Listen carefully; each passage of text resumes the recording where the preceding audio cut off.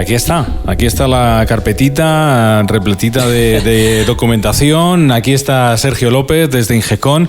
Aquí estamos en un nuevo podcast hablando sobre el Passive House, hablando de lo más llanamente posible de los conceptos fundamentales, esos que queremos que os queden bien claros, porque seguramente quien ande escuchando este podcast, viéndonos por YouTube, habrá hecho una búsqueda en Google, edificación Passive House, casa Passive House, habrá buscado en Google, sí. Habrá visto que Ingecon está ahí bien posicionado, lo podéis encontrar con ellos, pero está buscando esa información que nosotros facilitamos en estos podcasts, en la que, por ejemplo, y en este podcast en concreto, hablamos de esas diferencias, las fundamentales. Hay muchas, pero las diferencias principales, Sergio, entre un edificio normal y un edificio Passive House.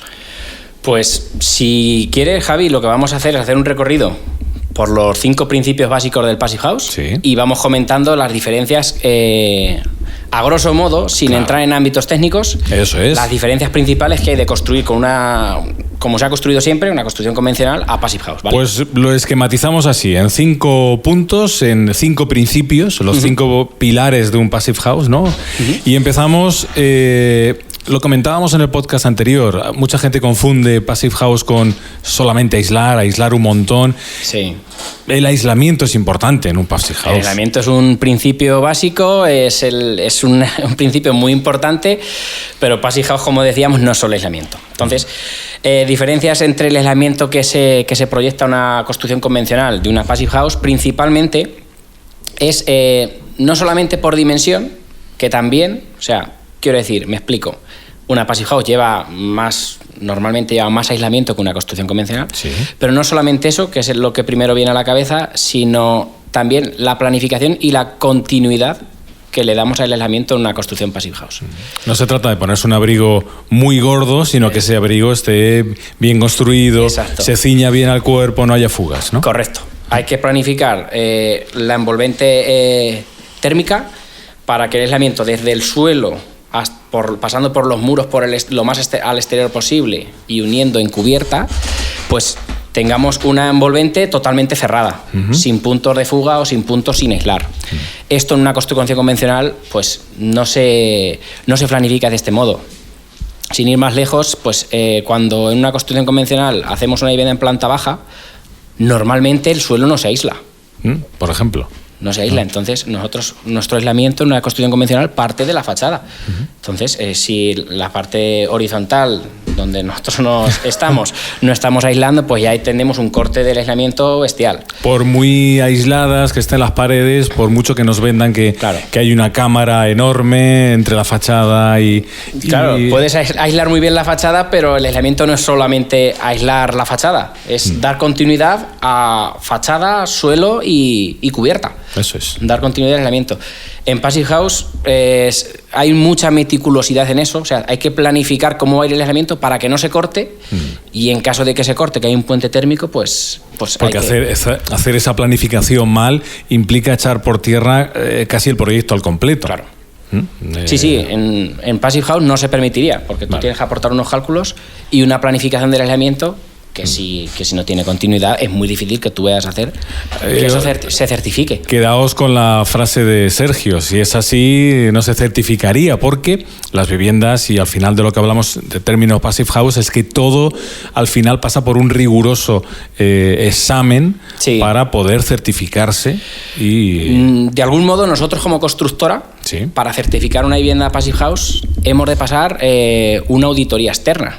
O sea, hay una certificadora que es un agente externo a nosotros, que somos la constructora, que nos va a pedir fotografías, unos cálculos, unos detalles constructivos comparados con lo que se ha hecho en obra, fichas técnicas, o sea, lleva una auditoría bastante extensa y bastante Ingecon tiene técnicos certificados y al final es también algo que hay que mirar a la hora de emprender un proyecto Passive House. Sí, también es importante que los técnicos que vayan a trabajar en ello tengan la formación pertinente. Bueno, pues estamos ya lo tenemos bastante claro, todo en torno al aislamiento. Hay que conseguir un excelente aislamiento térmico, hay que conseguir esa continuidad, esa planificación en torno al aislamiento.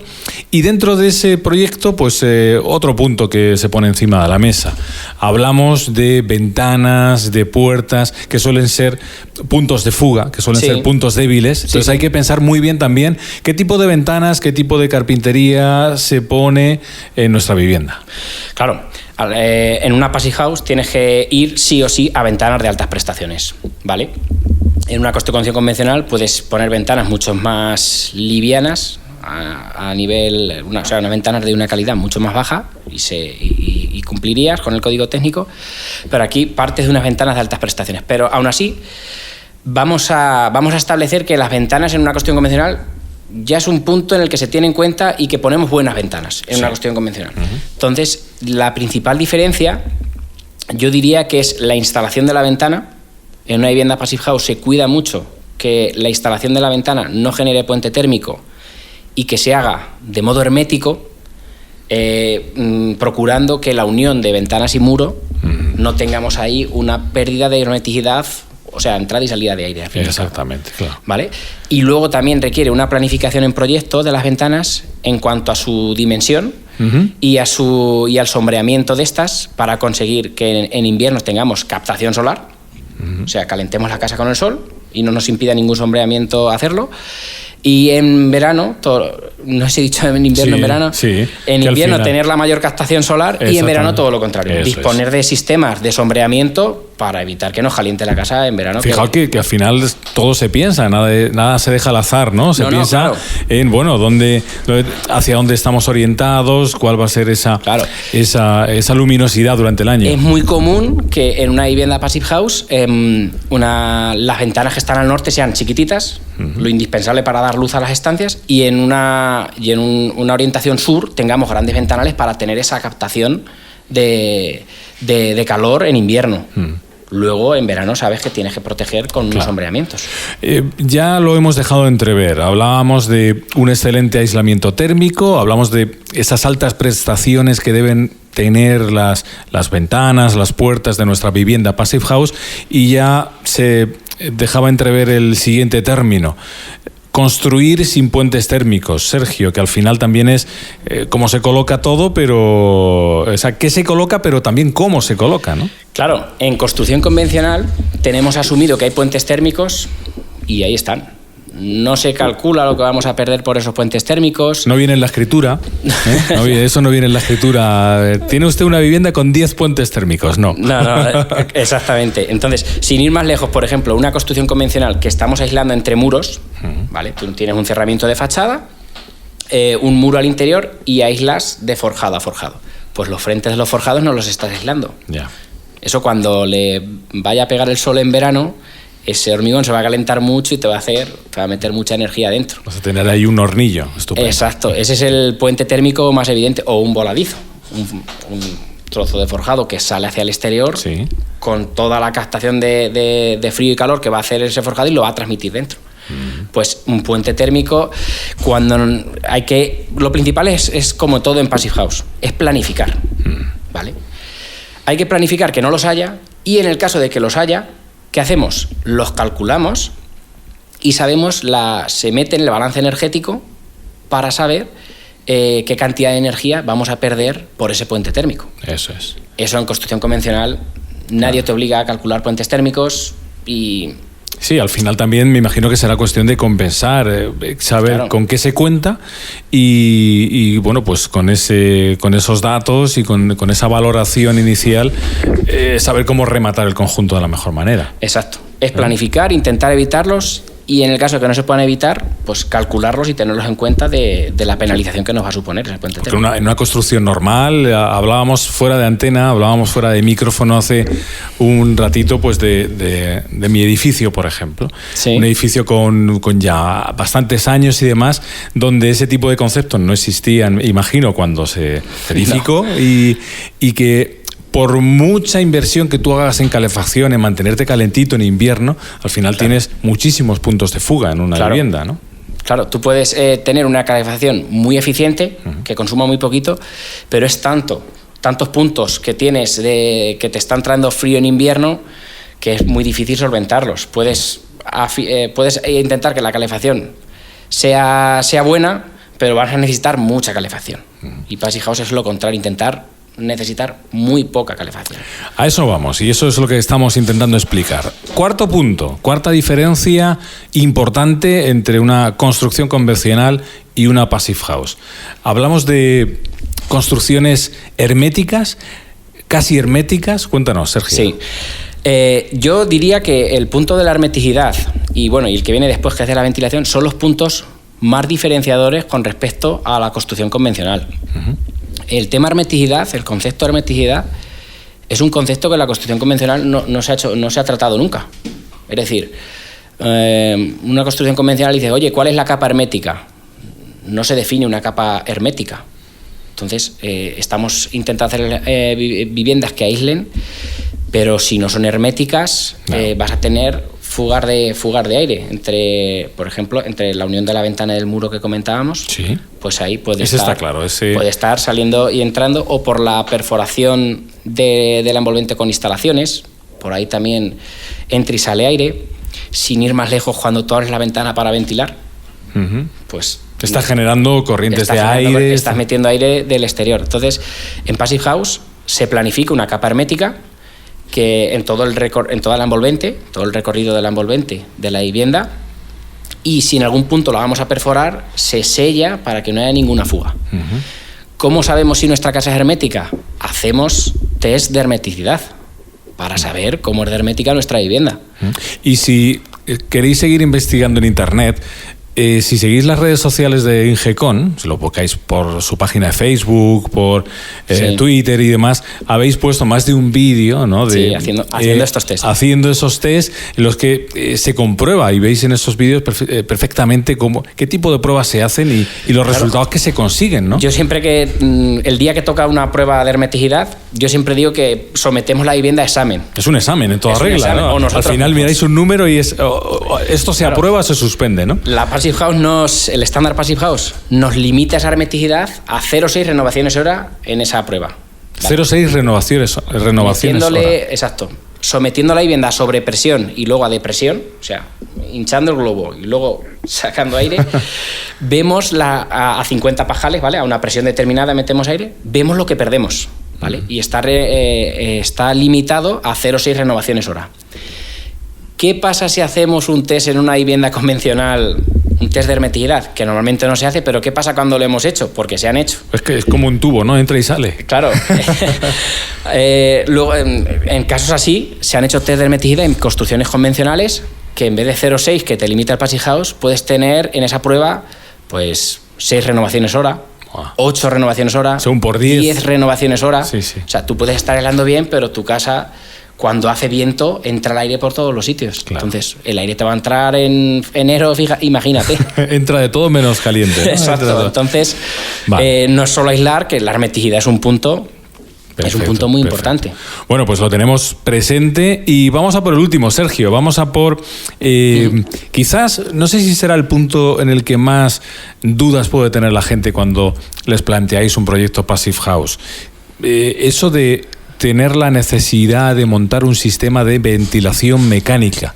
Y se preguntará la gente, ¿para qué? Si ya esto es muy aislado, ¿para qué sirve ese sistema de ventilación?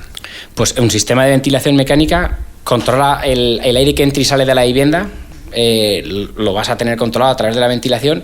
¿Y para qué tener el aire controlado? Para no acumular humedad en la vivienda, la humedad de nosotros respirando o de cuando cocinamos o de una ducha. Uh-huh. Para no tener aire contaminado en la vivienda, nuestro propio CO2 que generamos lo tiene siempre regulado. Entonces, son multitud los beneficios que lleva poner una ventilación. Uh-huh. Hablamos de un sistema, entiendo, desde el desconocimiento también, entiendo que silencioso, Sergio. Sí. Se monta además con unos silenciadores. Ajá. Y son... es una instalación que trabaja a muy baja velocidad para evitar pues tener ruido, tener vibraciones. Claro. Y además, creo que por lo que he podido leer en torno a la construcción Passive House, sí, encima es beneficiosa para la salud. Al final vivimos siempre en un entorno, aunque parezca que esto de Passive House es meternos en un huevo cerrado, sí, donde no se ventila, que nada más lejos de la realidad. Claro. Al final tenemos siempre aire limpio, renovado, claro. Y eso lo agradece nuestra salud. Hombre, evidentemente, tú tienes... además se ha puesto muy de manifiesto desde la pandemia del coronavirus, sí. El tema de la ventilación se ha puesto muy de manifiesto y es muy, sobre todo al principio, ir a un bar y estar con ventanas abiertas. Todo abierto. Todo abierto, para ventilar, para que tengamos aire limpio. Pues eso lo consigue una vivienda Passive House por el sistema de ventilación. Recordemos que el sistema de ventilación tiene una recuperación de calor, que de modo que al mismo tiempo que tú estás ventilando, el aire que sale y entra de la vivienda se ponen en contacto sin mezclarse, cediéndole la energía el uno al otro. Me explico, que si tenemos el interior de la casa 20 grados y fuera cero, ese intercambiador de calor lo que hace es el calor que tenemos mantenerlo cediéndoselo al que va a entrar. ¿Vale? O sea, el calor no es como abrir la ventana y que entre y salga el aire de forma aleatoria. Claro. Aquí se controla y se cede la energía del aire que sale al que entra. Al final se busca minimizar pues esos drásticos cambios de temperatura, se intenta minimizar pues eso, que nuestra vivienda por cuestiones ajenas pierda o gane temperatura dependiendo del caso, ¿no? Sí, la ventilación, vamos, es súper importante. Hasta ahora no se ha tenido en cuenta la importancia de la ventilación en viviendas, pero es súper importante para el descanso, para la salud, para casos de alergias, para ventilar. Nuestras abuelas ya lo tenían claro, que había que ventilar, ¿eh? Lo primero al levantarse por la mañana hay que ventilar, hay que airear. Eso está claro, ¿no? Está claro. Hay que ventilar y hay que airear. Lo que pasa es que vamos a intentar hacerlo de manera mucho más moderna, venidos al siglo XXI con Passive House y intentando que pues esa ventilación, esa renovación de aire, pues no sea a cambio de perder grados o de ganarlos sin quererlo. Claro, de nada serviría aislar si luego para ventilar, que es estrictamente necesario, vamos a abrir las ventanas. Claro. Estas máquinas yo soy un enamorado de estas máquinas porque es una tecnología que funciona y que nos aporta muchísimo. Claro. También lo decíamos en el anterior podcast, que si luego te sale un día esplendoroso en mayo con 25 grados y nos apetece estar todo el día con las ventanas abiertas, pues tampoco pasa nada, porque la temperatura exterior no pasa nada si la mantenemos o la adoptamos en nuestra casa. Ahondando en la ventilación, las máquinas llevan un sistema de bypass que si detecta que el aire exterior es confortable, directamente abre y transmite temperatura sin pasar por el intercambiador. Sí, que directamente dice, bueno... Abre y dice, en la calle, en un día de verano, por la noche, dice, en la calle hay fresquito bueno. Pues, vamos a aprovecharlo, ¿no? Claro, la propia máquina lleva un sensor, abre el bypass y directamente te entra aire del exterior. Claro. Continuamente, las 24 horas del día, aire limpio, renovado. Estupendo. Todos son ventajas. Bueno, yo creo que han quedado más o menos claras. Tenemos 5 diferencias fundamentales. Podríamos dedicar un podcast casi a cada una de ellas, pero hemos intentado resumirlo mucho y que os queden claro, pues esos conceptos en torno al aislamiento, a las ventanas y puertas de altas prestaciones, a los puentes térmicos, a lo hermético o no de la construcción Passive House y a la ventilación mecánica. 5 grandes diferencias entre las muchas que hacen que merezca la pena meterse en un proyecto Passive House. Completamente. Bueno, seguiremos hablando de Passive House con Ingecon, con Sergio y con todas esas dudas que nos van a ir surgiendo. También nos podéis dejar comentarios, bien si escucháis el podcast a través de iVoox o otra plataforma de podcast, si lo veis a través de YouTube también nos podéis dejar comentarios en los vídeos, porque esas dudas que os puedan surgir también las podemos tratar en un futuro en otros podcasts. Correcto. Hasta la próxima, Sergio. Gracias, Javi. Adiós, amigos. Hasta luego.